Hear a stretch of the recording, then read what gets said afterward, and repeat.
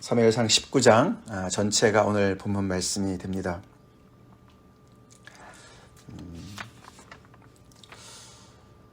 사울이 다윗을 시기해서 다윗을 점점 더 이제 정말 죽이려고 안간 애를 쓰고 있는 그런 상황이 계속 진행이 되고 있습니다.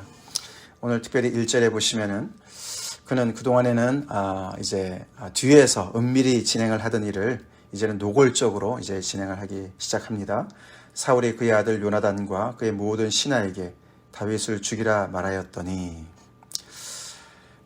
자기가 너무나 아껴서 왕궁에 있게 한 때는 언제고, 그리고 또 이제 결국에는 죽이려고 했긴 했지만서도 그래도 이제 자기 사유가 되었는데, 그는 다윗을 향한 그런 시기심을 주체할 수가 없던 상황이었던 것 같습니다. 그래서 자기 아들을 포함해서 모든 신하에게 이제는 다윗을 죽이라고 공공연하게 그렇게 이야기를 합니다. 너무나 정말 가슴 아프고 슬픈 일이죠. 그만큼 정말 시기심은 사람을 미치게 하는 것 같아요. 그렇죠? 그런데 참 문제가 있었습니다. 그렇게 아무리 사울이 다윗을 죽이려고 애를 써도 그 왕궁 안에 그렇게 거기가 컸겠습니까? 그 안에 이제는 모든 사람들한테 다윗을 이제는 생포해서 죽일 것을 이제 명령을 했는데, 금방 잡혀서 이제 끝날 것 같은 일인데 전혀 그렇지 않습니다. 마치 도간에 든 쥐와 같은 그런 다윗의 운명이라고 생각했는데 그렇지 않아요. 보니까 여기저기서 많은 사람들이 돕고 있습니다. 첫 번째 나오는 사람이 그의 아들 요나단이었습니다.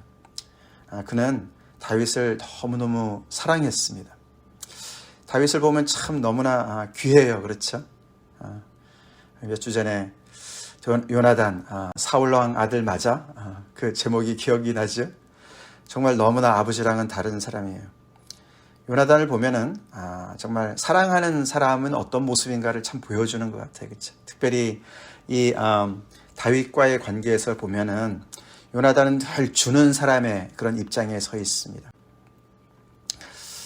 그가 얼마나 다윗을 사랑했는지, 그 출발은 자기와 너무나 닮은 믿음을 가진 다윗이 너무 예뻐 보였고, 그래서 그는 자기의 모든 것을 이렇게 주는, 심지어는 자기의 겉옷까지 벗어주는, 어떻게 보면은 왕위까지도 너의 몫이다라고 얘기하는 것과 같이 그렇게 줬는데, 오늘은 이렇게 너무나도 정말 증오심에 불타며 죽이려고 하는 그 아버지 앞에 어떻게 보면 굉장히 위험을 무릅쓰고 요나단이 다윗을 죽이려고 하는 그런 그 다윗에게 정말 그 비밀을 누설합니다. 아버지가 너를 죽이려고 한다. 내가 떠볼 테니까 너는 숨어 있어라. 그렇게 얘기를 합니다. 그래서 아버지의 그 계획을 정말 무산시키죠. 그뿐만 아닙니다. 요나단은 그 이상으로 넘어가서 아버지 앞에서 다윗을 옹호합니다. 그렇죠? 다윗이 뭘 잘못했습니까? 왜 죽이려고 합니까? 왜 무고한 피를 흘려고 합니까? 그는 아버지한테 충실한, 충성스러운 그런 신하입니다. 아버지한테 얼마나 큰 일을 했습니까? 그를 통해서 그 정말 골치 아픈 그 골리앗을 해결하지 않았습니까? 처치하지 않았습니까? 그래서 왕한테 큰 그런 정말 승리를 안겨준 그런 귀한 사람인데, 그리고 아버지도 그것 때문에 기뻐하지 않았습니까? 왜 그런데 죽이려고 합니까? 그렇게 간청을 해요. 쉽지 않은 일이죠. 사실 여러모로 따져봤을 때 요나단은 다윗이 점점 더 이렇게 부상할수록 자기의 그 입지가 정말 불안해지는 거 아닙니까? 또 아버지의 그런 위신을 봐서도 아들로서의 그런 책임이 있지 않습니까?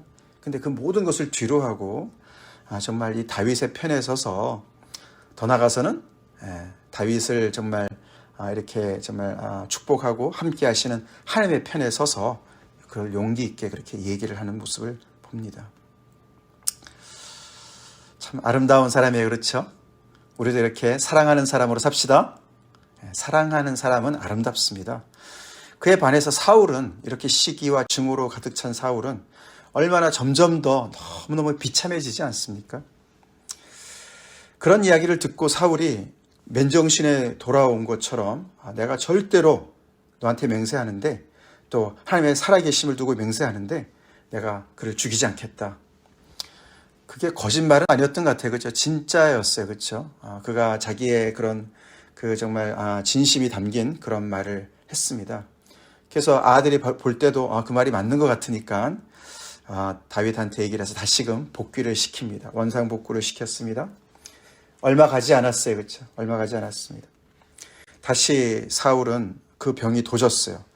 도진 이유가 가만히 보니까 전쟁에 나가서 또 다윗이 큰 공을 세우니까 또다시 그가 불안해진 것 같습니다.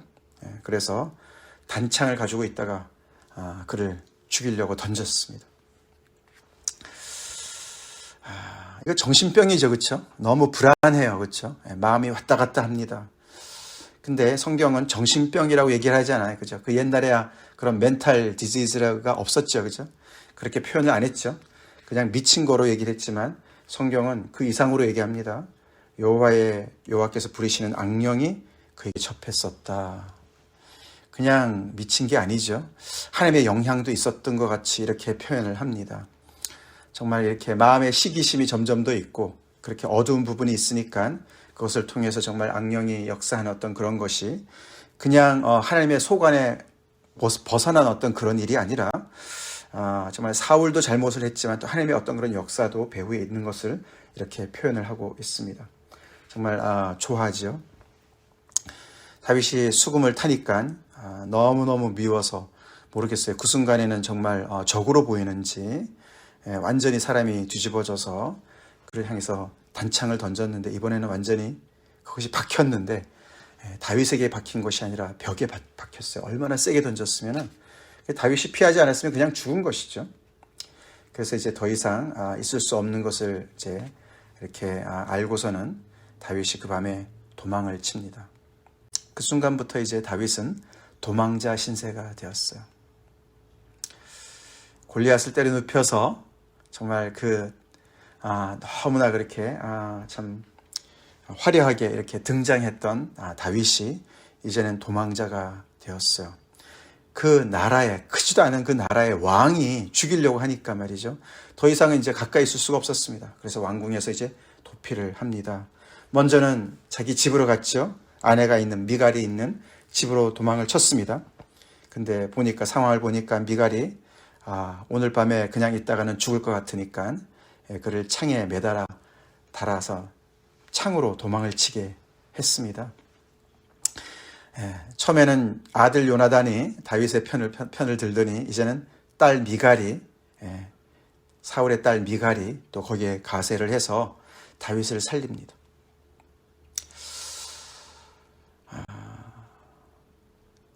시간을 벌어주기 위해서 우상을 가져다가 이렇게 변장을 해가지고 침대에 눕히고 다윗이 아프다고 얘기를 하죠. 전령들한테 다윗이 아파서 지금 누워있다. 아픈 사람을 어떻게 해야겠습니까? 그죠? 그래서 전령들이 다시 갔더니 사울이 그냥 침상채로 들고 와라. 그래서 시간을 벌었습니다. 그 사이에 다윗은 더 멀리 도망을 쳤죠. 알게 된 사울이 노발대발합니다. 미갈한테, 딸한테 너가 어찌하여 이처럼 나를 속여서 내 원수를 놓아서 피하게 했느냐. 이번에는 미갈이 거짓말을 하죠. 다윗이 안 놔주면 자기를 죽인다 그래서 할 수 없이 그랬습니다. 요나단은 너무나 진심으로 아버지를 그렇게 마음을 돌렸는데 미갈은 거짓말로 아버지의 그런 그 계획을 무산시키는 것을 볼 수 있어요. 다 잡은 줄 알았는데 이렇게 해서 다윗이 이 사울의 수중에서 벗어나게 되었죠. 자기가 아무리 계획을 해도 왕이라도 안 되는 일은 안 돼요. 그렇죠? 안 됩니다. 그 전령들이야 정말 사울의 명령을 거역하면은 당장 죽을 수도 있으니까 그냥 이제 그것을 명령을 진행을 하는데 다윗이 사울이 모르는 게 있어요. 그렇죠? 사울은 지금 다윗과 싸우는 게 아니죠. 그렇죠? 이 배후에 뭐가 있습니까? 하나님의 보호하심이 있어요. 그렇죠? 하나님의 보호하심이 있어요. 요나단을 통해서 미갈의 마음을 통해서 하나님께서 역사하고 계세요. 그렇죠? 왜냐하면 이 다윗은 이렇게 정말 가만히 있어서 그렇지 당하고만 있어서 그렇지 그는 어떤 사람입니까? 하나님께서 이미 기름 부으셔서 하나님의 마음에 합한 자로서 정말 이 사울보다 정말 더 정말 하나님께서 그런 인정하시는 그런 더 나은 이웃으로서 차기 왕이 될 사람이에요. 그렇죠? 이게 지금 도관에 든 쥐 신세가 아닙니다. 쥐가 아니에요. 사자예요. 사자. 골리앗을 때려눕힌 사자입니다. 가만히 있어서 그렇죠. 그렇지 않습니까? 이런 과정 속에서 다윗은 대적하지 않아요. 자기를 죽이려고 단창을 던졌는데 이 지금 다윗이 옛날 목동 시절이 아니거든요. 이미 전장에서 벌써 많은 혁혁한 공을 세우고 많은 사람들을 정말 쳐 죽인 그런 용장이 아닙니까? 그러면 거기에서 정말 나를 멀어보고 막 이러면서 말이죠. 하나님도 내 편인데 이러면서 그 단창을 뽑아서 사울한테 던질 수도 있었어요. 그렇죠? 내가 왜 도망을 가? 내가 무슨 잘못을 했어? 막 이러고 말이죠. 사람들을 규합해서 이 사울을 정말 이 모든 잘못을 드러내고 내가 도망을 치면 여기서 도망을 치면 사람들이 정말 이 사울이 생각하는 대로 내가 나를 억울하게 생각할 텐데 내가 정말 뭔 잘못이라도 크게 해서 내가 무슨 왕권을 찬탈하려고 하는 뭐 이런 음모를 꾸민 사람으로 다 누명을 쓸 수밖에 없을 텐데 내가 왜 도망을 가? 미갈한테 말이죠. 아니 내가 뭘 잘못했다고 내가 이렇게 정말 초라하게 내가 창문을 통해서 내가 도망을 쳐야 되냐? 내가 장군인데 충분히 그럴 수 있지 않았겠습니까? 근데 전혀 그렇게 하지 않습니다. 굉장히 그냥 당하고만 있는 그런 모습으로 사울 마음만 먹으면 금방 처치할 수 있었겠죠. 마음만 먹으면 그렇게 자기를 향한 그 마음을 백성들의 마음을 이용해서 충분히 사울을 제거할 수도 있었겠죠. 근데 그는 그 방법을 선택하지 않습니다. 선택하지 않습니다. 당하고 도망을 칩니다. 혼자 도망을 쳐요. 자기 편을 만들어서 사람들을 끌고 도망을 치는 것도 아니고 혼자 도망을 칩니다. 자, 그런 그런 다윗을 하나님께서 보호하고 계시죠? 보호하고 계십니다. 이번에는 다윗이 자기의 이제 결혼한 그 정말 집을 떠났으니까 사울이 도대체 이 다윗이 어디로 도망을 쳤을까? 수소문을 했겠죠. 자기의 첩보원들을 통해서, 그렇죠? 그 첩보망을 통해서 수소문을 했겠죠. 다윗도 머리를 씁니다. 그 다음에 도망갈 때는 어디겠습니까? 자기의 고향 베들레헴이죠, 그렇죠? 남쪽인데 그리로 도망을 가지 않습니다. 분명히 그쪽으로 사람을 보낼 것 같으니까 북쪽으로 도망을 칩니다. 라마는 북쪽에 있거든요. 거기에 사무엘한테 갑니다. 자기에게 기름을 부은 사무엘 선지자한테 갑니다. 그래서 지금까지 당한 모든 일들을, 억울한 일들을 하나님의 사람 사무엘한테 다 고합니다. 그러니까 사무엘이 뭐 놀라지 않았겠죠, 그렇죠? 사울이 어떤 인물인지 이미 벌써 간파를 했을 것이고, 그래서 라마에 있으면 안 되니까 그 옆에 나요스로 데려가서 같이 거기서 살았다. 시간이 지나니까 사람들이 점점 더 이렇게 알게 되고 그러면서 그 첩보원 중에 어떤 사람이 사울한테 전합니다. 아직 사울 편이 많이 있죠. 온 땅에 흩어져 있죠. 그 첩보를 듣고서 전령들을 보냅니다. 한 번 보내고 두 번 보내고 세 번까지 보냈어요. 그렇죠? 왜냐하면 보낼 때마다 어떻게 됐습니까? 그 전령들이 자기들의 그 임무를 상실하고 거기에 그냥 이 사무엘과 다윗이 있는 그 지역의 영향을 받아서 하나님의 영을 받아서 그들이 예언을 했다. 완전히 통제불능의 그런 하나님의 영향권 아래 들어가는, 그래서 그냥 그들이 그냥 포로가 된 신세가 되는 그런 영향 안에 들어간 것처럼 그런 엄청난 현상이 벌어지고 있었어요. 그렇죠? 그러니까 결국에는 네 번째 사울이 직접 가죠. 직접 갑니다. 아니 이런 바보 같은 것들이 이러면서 갔겠죠. 아니 도대체 너희들은 뭐냐? 내 명령을 우습게 알고 어디 거기 가서 그렇게 당하냐? 나는 괜찮을 거야. 그러고 사울이 갔겠죠. 그래서 이제 가서 물어봤더니 라마 나요스에 가 있습니다. 다윗이. 그래서 이제 너는 죽었다. 이제 그러고 갔겠죠. 웬걸요? 가까이 가는데 하나님의 영이 그에게도 임했습니다. 하나님의 영이 여러 가지 일을 하세요. 그렇죠? 여러 가지 일을 하세요.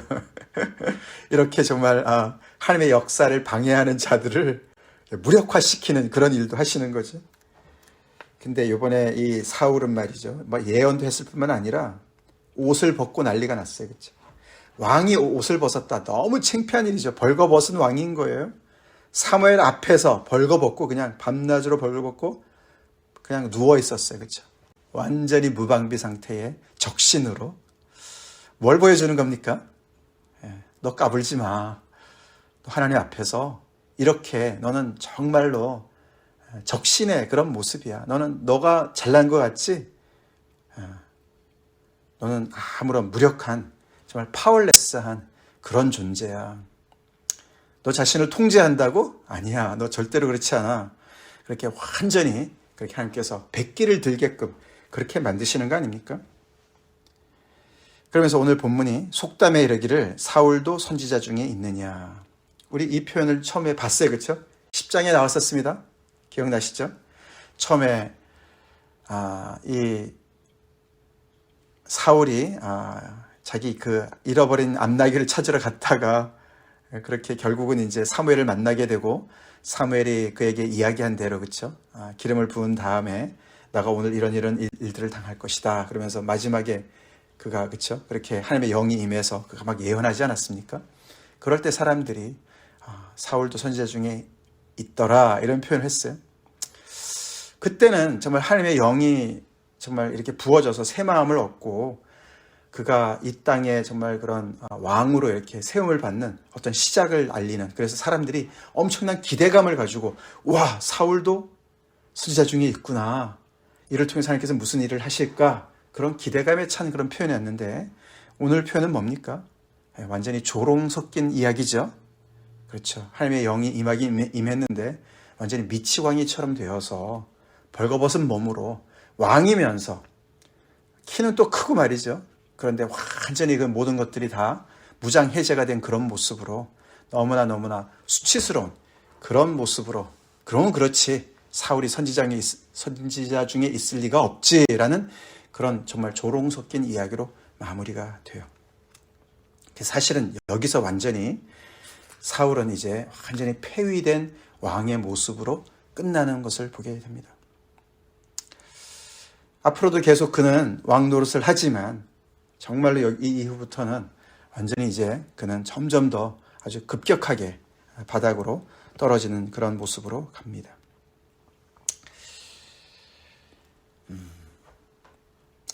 참 슬픈 이야기죠. 오늘 이 본문 전체를 볼 때도 아까도 말씀을 드렸지만 다윗 충분히 힘이 있었고 그런 능력이 있었는데 당하고만 있고 어떻게 보면 굉장히 이렇게 뒤에 있는 한 발 뒤에 있는 것과 같은 그런 모습입니다. 근데 그를 보호하는 그런 요나단, 미갈, 이제는 사무엘까지 그렇죠? 등장을 하고 그 다음에는 하나님의 영까지 정말 이렇게 앞에 서서 그를 보호하는 것을 볼 수 있어요. 정말 생명싸게 쌓인 다윗을 볼 수가 있어요. 그렇죠? 그래서 다윗을 이 사울의 손에 넘겨주지를 않으십니다.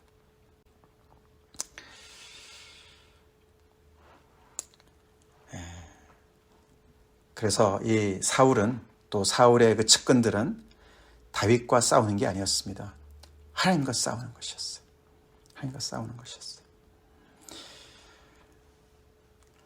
우리도 보이지 않는 하나님의 그런 보호 속에 지금까지 하나님께서 우리를 지켜주신 줄로 믿습니다. 그렇습니다. 네, 하나님께서 지켜주셨죠. 우리가 많은 순간들이, 어려운 순간들이 있었었는데 그 순간순간마다 하나님께서 이런 사람 저런 사람, 심지어는 하나님의 정말 그런 또 직접적인 개입을 통해서 우리를 지금까지 지켜주셨죠. 우리 다윗을 통해서 배울 것은 어떤 어려운 상황 속에, 억울한 상황 속에서 우리가 주도권을 잡지 맙시다. 내가 좀 힘이 있다고, 억울하다고 내가 그 사람과 대적해서 창을 빼서 다시 그 사람한테 던지지 맙시다. 던지지 맙시다. 우리 하나님을 믿는 사람들이잖아요. 그렇죠? 원수 갚는 것은 누구에게 속했어요? 하나님에게 속했습니다. 하나님께 속했습니다. 하나님을 경외하는 사람들은요, 당하면 당했지 공격을 해서는 안 됩니다. 안 됩니다. 그게 앞으로 이제 이 다윗이 계속해서 배우는, 갈등하는 그런 모습이에요. 다윗이라고 갈등하지 않았겠습니까? 얼마나 그가 갈등을 했겠어요. 그렇죠? 내가 이렇게 왜 당하고만 있지? 그 젊은 혈기에 말이죠. 얼마나 억울했겠어요. 그렇죠? 얼마나 많은 사람들은 또 오해를 했겠습니까? 이 왕이 이렇게 미치니까 점점 더 사람들은 진짜 다윗이 나쁜 사람 아니야? 이렇게 점점 더 믿었어요. 그런 게 얼마나 당하기가 어렵겠습니까? 그죠? 근데 거기에 같이 맞대고 싸우질 않아요. 우리 하나님의 보호하심을 믿고 다윗처럼 그렇게 행동합시다. 우리 요나단처럼 그렇게 사랑하는 사람이 됩시다. 요나단은 갈등을 안 했을까요? 다윗이 저렇게 정말 잘 되면은 나는 뭐지? 내 자리는 뭐야? 이런 생각할 수도 있었을 거예요. 그렇죠?